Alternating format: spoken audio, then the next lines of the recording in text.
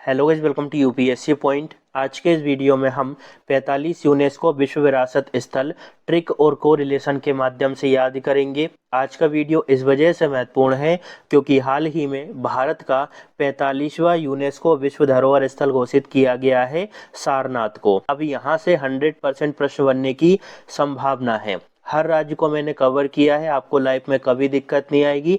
बस वीडियो को ध्यान से देखना, सब कुछ याद करवा दूंगा। तो चलिए शुरुआत करते हैं। सबसे पहले तो हम उस न्यूज़ की बात कर लेते हैं जो कि अभी चर्चा में चल रही है। देखो दोस्तों, हाल ही में भारत का 45वां यूनेस्को विश्व धरोहर स्थल घोषित किया गया है। किसको? सारनाथ के प्राचीन बौद्ध स्थल को। अब ये कहाँ पर है भैया? देखिए, इसको हम थोड़ा डिटेल से पढ़ेंगे क्योंकि इसके अंदर से अब प्रश्न बन सकते हैं। फिर हर राज्य में जितने भी विश्व धरोहर स्थल है ना, वो आपको याद करवा दूंगा। ठीक है, तो सारनाथ का जो प्राचीन बौद्ध स्थल है ना, ये कहाँ पर है? उत्तर प्रदेश राज्य के वाराणसी जिले से लगभग 10 किलोमीटर दूरी पर ये स्थित है। और इस विश्व धरोहर परिसर में प्रमुख रूप से दोस्तों धमेक स्तूप, चौखंडी स्तूप, धर्मराजिका स्तूप और अशोक स्तंभ के अवशेष शामिल हैं। सारनाथ की अगर बात करें तो बौद्ध धर्म के सबसे पवित्र तीर्थ स्थलों में से इसको एक माना जाता है। ज्ञान प्राप्ति के बाद में भगवान बुद्ध ने अपना पहला उपदेश यहीं पर दिया था। सारनाथ के शामिल होने के साथ ही दोस्तों उत्तर प्रदेश में अब टोटल 4 विश्व धरोहर स्थल हो चुके हैं। ठीक है, तो देखिए, एक तो सारनाथ हो चुका है, इसके बाद ताजमहल है अपना, आगरा का किला है, फतेहपुर सीकरी है।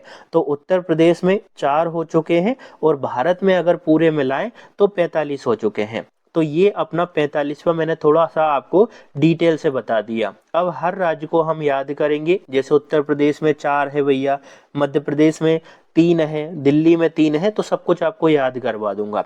पहले हम उत्तर प्रदेश की बात करते हैं। उत्तर प्रदेश में 4 कौन कौन से हैं? फतेहपुर सीकरी, आगरा का किला, ताजमहल, सारनाथ का प्राचीन बौद्ध स्थल, ये अपना 45वां है। ठीक है, तो इन सभी को याद कैसे करेंगे? एक छोटी सी ट्रिक है दोस्तों, फैट्स। जो फैट होता है ना अपना, जो मोटापा होता है ना, FAT जो फैट होता है, बस उसमें S लगा दो, फैट्स।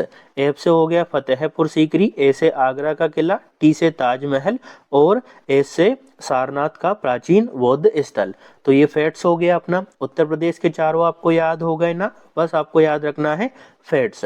मध्य प्रदेश की बात करें तो मध्य प्रदेश में दोस्तों 3 है, भीमबेटका के शैलाश्रय, खजुराहो स्मारक समूह और सांची के बौद्ध स्मारक। इनको याद कैसे करेंगे? तो आप ऐसा सोच सकते हैं, बक्सा। बक्सा, जो बक्सा होता है ना, हम घरों में इस्तेमाल करते हैं दोस्तों प्राचीन काल में। प्राचीन काल में तो नहीं, पुराने ज़माने में जो हमारी घर की दादी वगैरह होती थी वो बक्सा यूज़ किया करती थी। तो बा से भीमबेटका के शैलाश्रय, ठीक है, खा से खजुराहो स्मारक समूह और सा से सांची के बौद्ध स्मारक। तो ये भैया अपने मध्य प्रदेश के हो गए। हो सकता है आपको मेरी आवाज़ थोड़ी अजीब सी लग रही हो, थोड़ा तबीयत सही नहीं है, लेकिन क्लास लेना आप लोगों के लिए ज़रूरी था तो मैं ये कवर करवा रहा हूँ। सारे याद करवा दूंगा, आपको दिक्कत नहीं आएगी। इसके बाद दिल्ली की बात करें तो दिल्ली में दोस्तों 3 है। और 3 कौन कौन से हैं? हुमायूं का मकबरा, कुतुब मीनार और लाल किला। ठीक है, इनको याद कैसे करेंगे? तो आप ऐसा सोच सकते हैं कि दिल्ली वाले जो है वो हकलाते हैं भैया, दिल्ली वाले हकलाते हैं। तो हा से क्या हो गया? हुमायूं का मकबरा, का से कुतुब मीनार और ला से लाल किला। अब इनको मैं और अच्छे से आपको समझा देता हूँ। देखिए, उत्तर प्रदेश की ट्रिक फैट्स है। आप भूल जाओगे कि यार कैसे याद करेंगे भैया फैट्स हम, कि हो सकता है हमने ये याद रख ली तो क्या होगा, भूल गए तो आप ऐसा सोच सकते हैं कि उत्तर प्रदेश के लोग जो है वहाँ पर अच्छा अनाज होता है ना, तो गेहूं भी अच्छे होते हैं, तो उनमें फैट्स बहुत ज़्यादा होता है। तो उत्तर प्रदेश की ट्रिक आपको याद हो जाएगी कि उत्तर प्रदेश के लोगों में फैट्स ज़्यादा होता है। ये क्या है? बक्सा। और बक्सा जो है दोस्तों हम मध्य में रखते हैं, सेंटर में रखते हैं। ठीक है, तो मध्य प्रदेश की ट्रिक क्या हो गई अपनी? बक्सा हो गई। इसके बाद दिल्ली का व्यक्ति जो है वो हकलाता है। आप ऐसा सोच सकते हैं कि दिल्ली का जो व्यक्ति है वो हकलाता है ना, तो हकला जो है वो दिल्ली की ट्रिक हो गई। तो आपको ट्रिक भी याद करने की जरूरत नहीं है, सब कुछ मैं आपको याद करवा दूंगा। आगे बढ़ते हैं, गुजरात की बात करेंगे। ठीक है, तो गुजरात में भैया 4 हैं। अब ये कौन कौन से हैं? ट्रिक भी याद करवा दूंगा, चिंता मत करिए। थोड़ी मेरी तबीयत सही नहीं है, इस वजह से माफ़ कीजिएगा, बीच बीच में आपको ऐसा लग सकता है। तो गुजरात में 4 कौन कौन से हैं? चंपानेर पावागढ़ पुरातात्विक उद्यान, ठीक है, चंपानेर पावागढ़ पुरातात्विक उद्यान, अहमदाबाद रानी का पाव, ये बावड़ी है, ठीक है, धोलावीरा ये एक हड़प्पा का शहर है। तो ये 4 हैं भैया। और इन चारों को याद करने की ट्रिक है कार्ड। जो हम कार्ड खेलते हैं ना, ताश के पत्ते जो होते हैं उनको कार्ड बोलते हैं, है ना। तो जो कार्ड खेलते हैं ना, वो इसकी ट्रिक है। और आप कैसे याद करोगे कि भैया गुजरात की क्या ट्रिक है? तो यहाँ पर क्या लिखा है? रात। और रात में हम क्या खेलते हैं दोस्तों? कार्ड खेलते हैं, रात में खेलते हैं ना टाइम पास के लिए, ताश वगैरह। तो आप ऐसा सोच सकते हैं कि रात में हम लोग कार्ड खेलते हैं। तो सी से हो गया चंपानेर, ठीक है, ए से हो गया अहमदाबाद, आर से हो गया रानी का पाव और डी से धोलावीरा। तो ये कार्ड हो गया अपना। राजस्थान की बात करते हैं, राजस्थान में 4 हैं। अब मैंने ईयर यहाँ पे नहीं मेंशन किए हैं।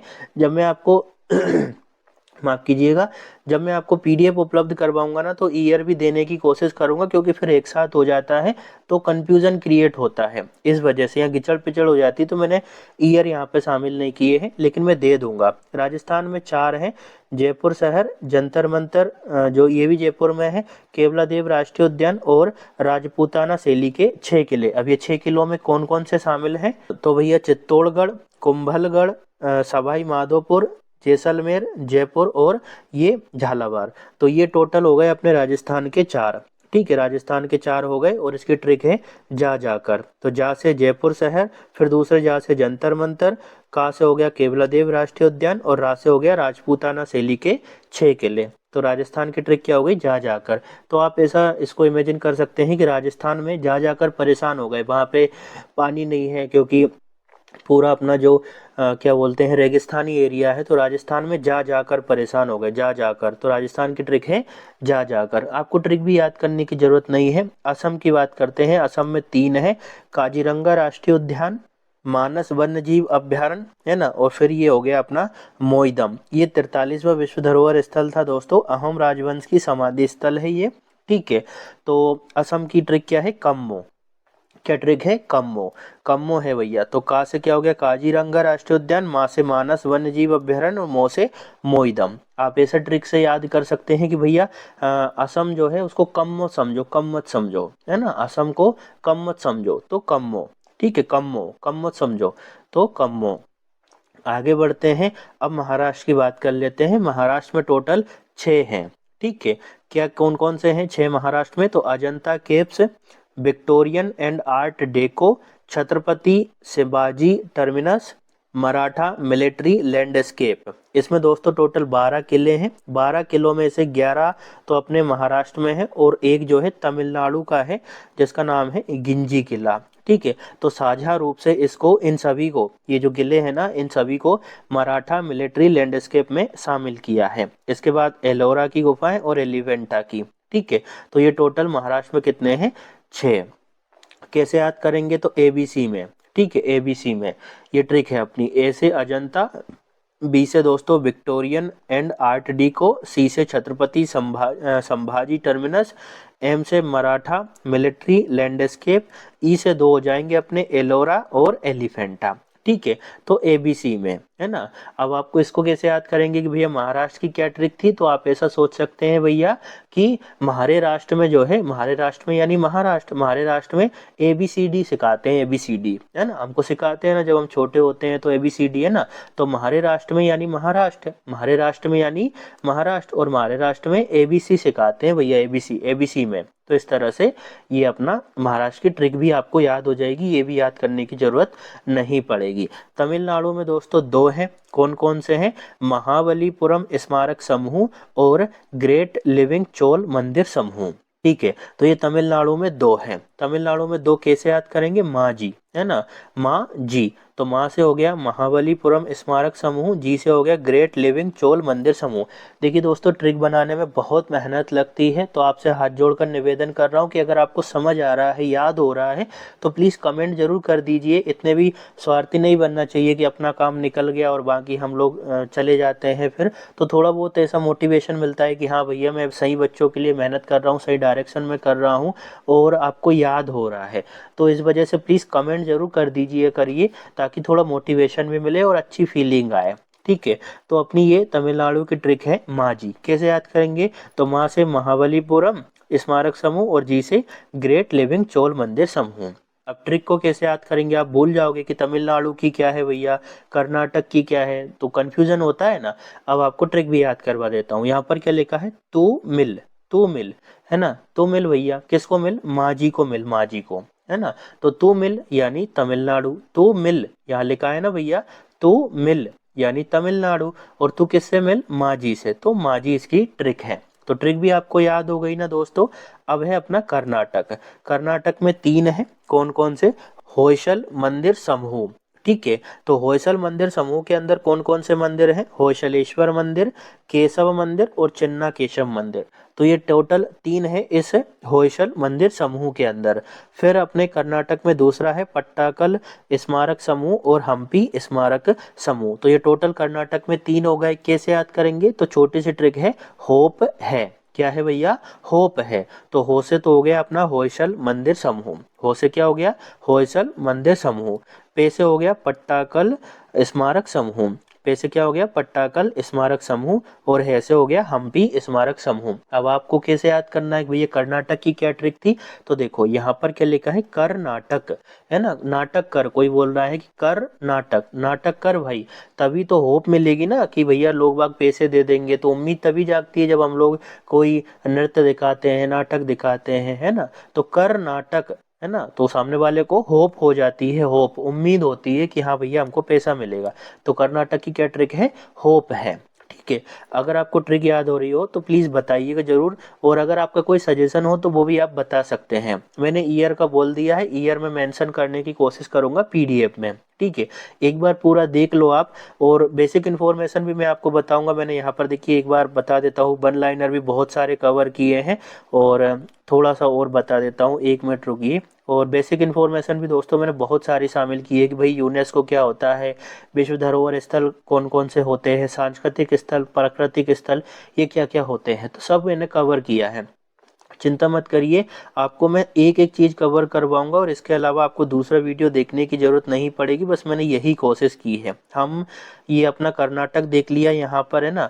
तो कर्नाटक के बाद अब बिहार देख लेते हैं। तो अपने बिहार में 2 है, बिहार में 2 है, कौन कौन से? बोध गया का महाबोधि मंदिर परिसर, नालंदा महाविहार। तो बिहार में अपने 2 हैं, और इन दोनों को याद करने की ट्रिक है बन बन बन। ठीक है, बी एन, बा से बोध गया का महाबोधि मंदिर परिसर, और एन से नालंदा महाविहार। ठीक है, बन, तो बिहार, ये यहाँ पर इसकी ट्रिक है बन। कैसे याद करेंगे? देखो यहाँ पर क्या लिखा है? हार, और हार तो हम बनवाते हैं ना, बनवाते हैं कि हार बन, हार बना कि नहीं बना, है ना। तो हार से क्या हो गया? बिहार, और बिहार की ट्रिक है बन। हो गया ना भैया याद। ओडिशा में दोस्तों अपना एक है कोणार्क का सूर्य मंदिर। ठीक है, तो ये ओडिशा का कोणार्क का सूर्य मंदिर, ये तो आपको पता ही होगा, बहुत टाइम से हम लोग पढ़ते हैं, तो इसमें तो आपको दिक्कत आना नहीं चाहिए। ठीक है, तेलंगाना, इसमें भी एक ही है रमप्पा मंदिर। ठीक है, कैसे याद कर सकते हैं कि भैया ये जो अपना रमप्पा मंदिर कहाँ पर है? तेलंगाना में। कैसे याद कर सकते हैं? देखो यहाँ पर क्या लिखा है? तेलंगाना यानी तेल लगाना, और तेल किसको लगा रहे हैं? राम को लगा रहे हैं। आप ऐसा इमेजिन कर सकते हैं कि तेलंगाना मतलब तेल लगाना, और तेल किसको लगा रहे हैं?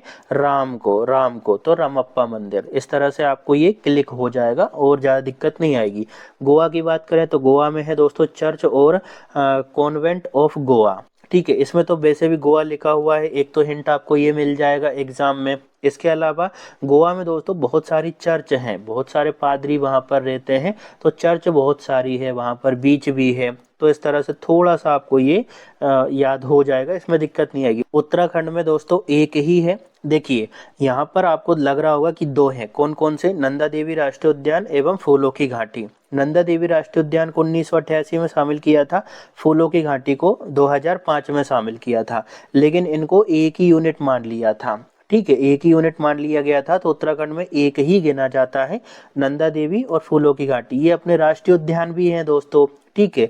तो ये आपको पता ही होगा कि ये उत्तराखंड में है दोनों, इसमें आपको दिक्कत नहीं आएगी। हिमाचल प्रदेश में एक है ग्रेट हिमालयन नेशनल पार्क, है ना। तो ये नेशनल पार्क है, आप नेशनल पार्क पढ़ते होगे तब भी आपको इसमें ये तो याद ही होगा कि ग्रेट हिमालयन नेशनल पार्क कहाँ पर है, हिमाचल प्रदेश में। और आप अगर ये याद भी नहीं होता तो यहाँ पर क्या लिखा है, हीमा, है ना, हेमा, हिम की बात हो रही है, हिमालय की बात हो रही है, आप ऐसा समझ सकते हैं। तो वो भैया ग्रेट है, तो ग्रेट हिमालयन, ठीक है। आगे बढ़ते हैं। पश्चिम बंगाल में दो है दोस्तों, अपने कौन कौन से, सुंदरबन राष्ट्रीय उद्यान और शांति निकेतन, ठीक है। तो पश्चिम बंगाल में दो है। अब सुंदरबन डेल्टा कहाँ पर है पश्चिम बंगाल में, ये आपको पता है, इसमें दिक्कत नहीं आएगी। शांति निकेतन भी अपना पश्चिम बंगाल में ही, रविन्द्रनाथ टैगोर से ये जुड़ा हुआ है, ठीक है। तो ये भी आपको पता ही होगा। जो आपको पता होंगे ना वो मैं आपको याद नहीं करा रहा हूँ। सिक्किम में कंचनजंगा राष्ट्रीय उद्यान है। अब राष्ट्रीय उद्यान हम लोग पढ़ते हैं तो ये तो हमको पता ही रहता है, ठीक है। और ये कंचनजंगा राष्ट्रीय उद्यान जो है ये मिश्रित स्थल है ना। अब ये मिश्रित क्या होते हैं, सांस्कृतिक क्या होते हैं, प्राकृतिक क्या होते हैं, ये भी मैं आपको बता दूंगा। चंडीगढ़ में एक है दोस्तों, सीधा ही लिखा है चंडीगढ़, ठीक है। तो चंडीगढ़ का कैपिटल कॉम्प्लेक्स, तो इसमें दिक्कत आपको आएगी नहीं। अब देखिए दोस्तों, एक ये पश्चिमी घाट का सह्याद्री पर्वतमाला है, 2012 में इसको शामिल किया गया था दोस्तों। और ये पश्चिमी घाट कहाँ कहाँ पर फैला है ये आपको पता ही होगा, है ना, केरल, तमिलनाडु, कर्नाटक, गोवा, महाराष्ट्र और गुजरात, ठीक है। तो ये एक शामिल किया गया है। इसके अलावा इंडियन माउंटेन रेलवे को शामिल किया है यूनेस्को विश्व विरासत स्थल में, और इंडियन माउंटेन रेलवे ही आएगा एग्जाम में अगर आएगा तो। लेकिन इसके अंदर कौन कौन से रेलवे शामिल किए हैं तो वो मैंने कवर किए हैं, दार्जिलिंग पर्वतीय रेलवे, नीलगिरी पर्वतीय रेलवे और कलका शिमला रेलवे। इनको याद करने की छोटी सी आप ट्रिक यूज कर सकते हैं, नकद, नकद जो हम देते हैं ना भैया इंडियन रेलवे में ही देते हैं, पैसा देते हैं ना, नकद देते हैं। तो ना से क्या हो गया अपना नीलगिरी, ना से क्या हो गया नीलगिरी, का से कलका शिमला और दा से दार्जिलिंग, ठीक है। तो इंडियन रेलवे में नकद का बहुत यूज होता है, कैश का बहुत यूज होता है, ठीक है। तो ये आपको याद हो जाएंगे। अब मैंने कुछ वन लाइनर शामिल किए हैं दोस्तों, उनको देखने से पहले मैं आपको, हाँ पहले हम इसको देख लेते हैं फिर बाकी की चीज़ें कवर करवाऊंगा। विश्व विरासत स्थल की सूची में सबसे पहले शामिल किए गए धरोहर स्थल कौन कौन से हैं, आपसे ये पूछा जा सकता है। ताजमहल, आगरा का किला, अजंता की गुफाएं और एलोरा की गुफाएं, इन सभी को 1983 में यूनेस्को की सूची में शामिल किया था, ठीक है। तो ये आप याद रखिएगा। भारत का पहला विश्व विरासत शहर कौन सा है भैया, अगर शहर पूछेंगे तो अहमदाबाद है। सर्वाधिक विश्व धरोहर वाला भारतीय राज्य कौन सा है तो महाराष्ट्र है। जैसा कि मैंने आपको बताया था ऊपर ही, महाराष्ट्र में टोटल 6 हैं, है ना, ये टोटल 6 हैं। और ट्रिक क्या थी अपनी, ABC में। कैसे याद करवाया था कि हमारे राष्ट्र में, यानी महाराष्ट्र, हमारे राष्ट्र में ABCD सिखाते हैं भैया, ABCD, तो ABC में, ठीक है। तो महाराष्ट्र में सबसे ज़्यादा है, आपने देख लिया है। अब हम कुछ और बात करेंगे। सर्वाधिक विश्व धरोहर वाला देश कौन सा है, इटली है। सर्वाधिक विश्व धरोहर स्थल वाला देश है दोस्तों इटली। थोड़ा सा मुझे कन्फ्यूज़न है कि इटली में कितने हैं, 60 हैं या थोड़े बढ़ गए हैं, तो इसको मैं जो है कमेंट सेक्शन में पिन कर दूंगा अगर बढ़ गए होंगे तो। प्रतिवर्ष विश्व विरासत दिवस 18 अप्रैल को मनाते हैं भैया, ये अच्छे से याद रखेंगे। और 2026 की थीम आपसे पूछी जा सकती है। अब ये इस वजह से महत्वपूर्ण हो जाती है क्योंकि हाल ही में भारत का 45वां यूनेस्को विश्व विरासत स्थल घोषित किया है, इस वजह से थीम आपको थोड़ा सा याद रखना पड़ेगा। थीम क्या है, संघर्षों और आपदाओं के संदर्भ में जीवित विरासत के लिए आपातकालीन प्रतिक्रिया। संघर्षों और आपदाओं के संदर्भ में जीवित विरासत के लिए आपातकालीन प्रतिक्रिया, तो ये 2026 की थीम है। आगे बढ़ते हैं दोस्तों, कुछ और भी मैंने शामिल किए हैं। विश्व धरोहर स्थलों की सर्वाधिक संख्या के मामले में भारत जो है दोस्तों 6ठे स्थान पर है पूरे विश्व में, ठीक है। और एशिया प्रशांत में दूसरे स्थान पर है, तो ये थोड़ा याद रखेंगे। अब अपन ने 45 देख लिया माफ कीजिएगा, 45वां अपन ने देख लिया है जो कि अभी शामिल किया है। 44वां थोड़ा सा और देखना पड़ेगा क्योंकि पिछला वाला पूछा जा सकता है। तो मराठा सैन्य परिदृश्य को दोस्तों भारत का 44वां विश्व धरोहर स्थल घोषित किया गया था। एक बार कमेंट सेक्शन चेक कर लेना प्लीज़, ताकि आप नेगेटिव कमेंट करने से बच सको और आपके डाउट हो कुछ तो वो भी सही हो सके। अगर मेरे से कोई गलती हुई होगी ना तो मैं कमेंट सेक्शन में पिन कर दूंगा। तो 44वां विश्व धरोहर स्थल कौन सा है? मराठा सैन्य परिदृश्य। मराठा सैन्य परिदृश्य में दोस्तों टोटल 12 किले शामिल किए गए थे। 11 महाराष्ट्र में है और एक तमिलनाडु में है। इनको संयुक्त रूप से शामिल किया गया है मराठा सैन्य परिदृश्य के रूप में। ठीक है, अब ये 12 किले कौन कौन से हैं महाराष्ट्र के? तो सालहेर, शिवनेरी, लोहगढ़, खंडेरी, रायगढ़, राजगढ़, प्रतापगढ़, सुवर्णदुर्ग, पन्हाला, विजयदुर्ग और सिंधुदुर्ग। और तमिलनाडु का है जिंजी का किला। ठीक है, तो ये टोटल 12 शामिल किए गए थे और मराठा सैन्य परिदृश्य को 44वां विश्व धरोहर स्थल घोषित किया था। अब हम थोड़ा सा बेसिक जानेंगे, तब जाकर आपको ये समझ आएगा कि प्राकृतिक विरासत स्थल कौन से होते हैं यूनेस्को के। तो थोड़ा सा मैं आपको बेसिक इन्फॉर्मेशन दे देता हूँ, तब हम इसको पढ़ेंगे। देखो दोस्तों, ये जो अपना मैं शुरुआत में जा रहा हूँ, हाँ भाई ठीक है, सबसे पहला क्वेश्चन तो ये उठता है कि भाई आखिरकार यूनेस्को होता क्या है ना। तो यूनेस्को जो है दोस्तों संयुक्त राष्ट्र की एक विशेष एजेंसी है जिसका पूरा नाम संयुक्त राष्ट्र शैक्षिक, वैज्ञानिक और सांस्कृतिक संगठन है। ये शिक्षा, विज्ञान, संस्कृति और संचार के क्षेत्र में अंतर्राष्ट्रीय सहयोग को बढ़ावा देने के साथ साथ शांति और सुरक्षा में भी योगदान देता है। इसकी स्थापना हुई थी 16 नवंबर 1945 को। मुख्यालय फ्रांस के पेरिस में है। वर्तमान महानिदेशक इम्पोर्टेंट है भैया, मैं स्टार मार्क कर रहा हूँ, ये आपसे पूछा जा सकता है क्योंकि हाल ही में भारत का इसमें 45वां यूनेस्को विश्व विरासत स्थल घोषित किया है, इस वजह से ये इम्पोर्टेंट हो जाते हैं। तो खालिद अल एनानी जो है ये अपने यूनेस्को के वर्तमान महानिदेशक हैं। पहले कौन थे? तो जूलियन हक्सले। ठीक है, तो पहले और वर्तमान दोनों थोड़ा सा माइंड में रखिएगा। अब हम और डिटेल देखते हैं। देखिए, यूनेस्को के प्रमुख कार्यों में से एक विश्व धरोहर स्थलों की सूची बनाना और उनका संरक्षण करना है। जब किसी देश को विश्व धरोहर स्थल घोषित किया जाता है तो इसका मतलब ये है कि वह जगह केवल एक देश के लिए नहीं बल्कि पूरी मानव सभ्यता के लिए खास और अनमोल है। ठीक है, तो ये आप समझ गए ना कि भैया अगर किसी क्षेत्र को विश्व विरासत स्थल, विश्व धरोहर स्थल घोषित कर दिया जाता है तो उसका इम्पोर्टेंस बढ़ जाता है। तो ये समझ गए होंगे। वर्तमान में भारत में 45 विश्व धरोहर स्थल हैं। इनमें से 37 सांस्कृतिक हैं, एक मिश्रित है और 7 प्राकृतिक हैं। फिर समझाता हूँ, टोटल 45 है भारत में। 45 में से 37 जो है सांस्कृतिक स्थल है, 7 प्राकृतिक है और 1 मिश्रित है। अब आपके मन में आया होगा कि भैया ये जो अपना सांस्कृतिक है इसका मतलब क्या होता है, प्राकृतिक है इसका मतलब क्या होता है, मिश्रित है इसका मतलब क्या होता है।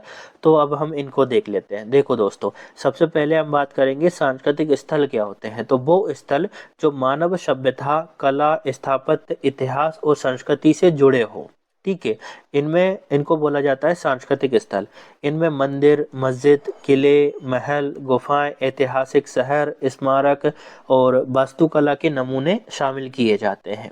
ठीक है, तो इन स्थलों को कहा जाता है सांस्कृतिक स्थल। उदाहरण के तौर पर ताजमहल हो गया, अजंता एलोरा की गुफाएं हो गई। ठीक है, तो ये जो सांस्कृतिक स्थल है ना, उनकी संख्या है भारत में 37 जो कि यूनेस्को में शामिल हैं। अब प्राकृतिक स्थल क्या होते हैं? प्राकृतिक स्थलों की संख्या है 7। वो स्थल जो प्रकृति द्वारा बनाए गए हो और जिनमें प्राकृतिक सुंदरता, जैव विविधता, दुर्लभ जीव जंतु, अनोखी भौगोलिक संरचनाएं और प्राकृतिक तंत्र। ठीक है, ये जो सभी होते हैं ना दोस्तों, इनको कहा जाता है प्राकृतिक स्थल। ठीक है, और ये सब प्रकृति द्वारा बनाए जाते हैं और इनकी संख्या है भारत में कितनी? 7। उदाहरण के तौर पर अपने काजीरंगा राष्ट्रीय उद्यान जो कि असम में है।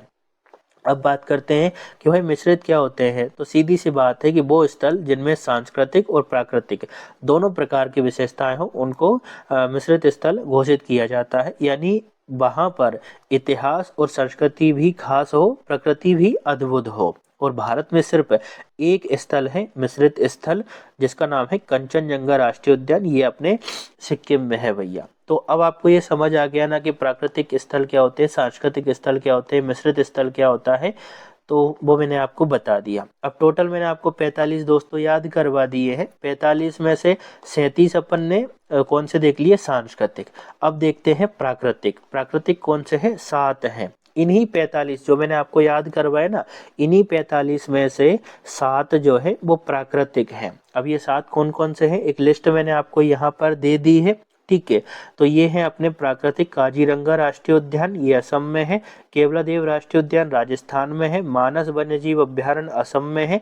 सुंदरवन राष्ट्रीय उद्यान पश्चिम बंगाल में है। नंदा देवी और फूलों की घाटी ये अपने उत्तराखंड में है।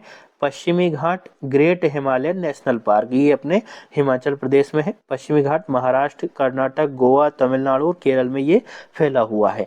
तो देखिए 45 में से पूरे हमने 45 याद किए, 45 में से ये जो 7 हैं ये प्राकृतिक हैं, ठीक है। कंफ्यूज नहीं होना है, और जो डाउट आए वो आप मेरे को कमेंट में पूछ सकते हो।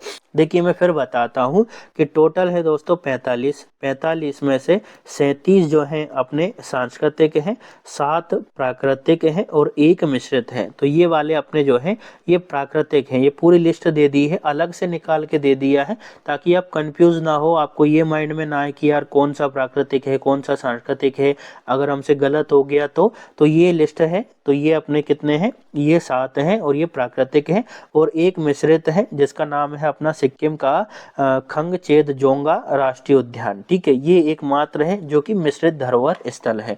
उम्मीद करता हूँ ये आपको सब समझ आ गया होगा। अब आपको पीडीएफ की जानकारी दे देता हूँ, जिनको पीडीएफ के बारे में पता है अब मैं जो बात बोलूँगा उसको स्किप कर देना। देखो दोस्तों, पीडीएफ के लिए मैंने एक वीआईपी ग्रुप बनाया है टेलीग्राम पर, जिसमें 4 प्लान रखे हैं। एक है 49 रुपीज़ का, जिसमें 1 महीने का एक्सेस है उस वीआईपी ग्रुप का। 1 महीने के अंदर जितनी भी क्लासेस होगी उन सभी की पीडीएफ आपको उपलब्ध हो जाएगी, और पुरानी पीडीएफ भी आपको दे दूंगा। इसके बाद 99 का प्लान है, जिसमें 3 महीने का एक्सेस है उस वीआईपी ग्रुप का, यानी 3 महीने के अंदर अंदर जितनी भी क्लासेस होगी ना उन सभी की पीडीएफ और पुरानी पीडीएफ आपको उपलब्ध करवाने की कोशिश करूंगा। फिर है 199 का और 399 का। तो 199 में 6 महीने का एक्सेस है वीआईपी ग्रुप का, और 399 में अपने 12 महीने का एक्सेस है उस वीआईपी ग्रुप का। तो आप चाहें तो उस ग्रुप को ज्वाइन कर सकते हैं दोस्तों। और ज्वाइन कैसे करना है भैया, तो आप लोग मुझे टेलीग्राम पर मैसेज कर सकते हैं। टेलीग्राम पर मैसेज कैसे करना है, तो आप टेलीग्राम पर दोस्तों सर्च करिए @UPSC.4PDF, @UPSC.4PDF। इतना आप सर्च करेंगे तो आपको अपने चैनल का लोगो दिख जाएगा। जैसे आपको लोगो दिखेगा आप मुझे मैसेज कर देना ज्वाइन पीडीएफ लिख के, और आप जिस प्लान को सिलेक्ट करना चाहते हैं वो आप मैसेज कर देना, फिर मैं आपको ग्रुप में ऐड कर लूँगा, ठीक है। तो ये पूरा प्लान है, आपको अगर याद हुआ हो तो प्लीज़ दोस्तों कमेंट जरूर करिएगा, क्योंकि मेहनत बहुत लगती है चीज़ों को इकट्ठा करने में और कंटेंट को डिज़ाइन करने में। उम्मीद करता हूँ आज की वीडियो आपको पसंद आई होगी। अगला वीडियो आप किस टॉपिक पर चाहते हैं वो आप सजेस्ट कर सकते हैं। Thank you.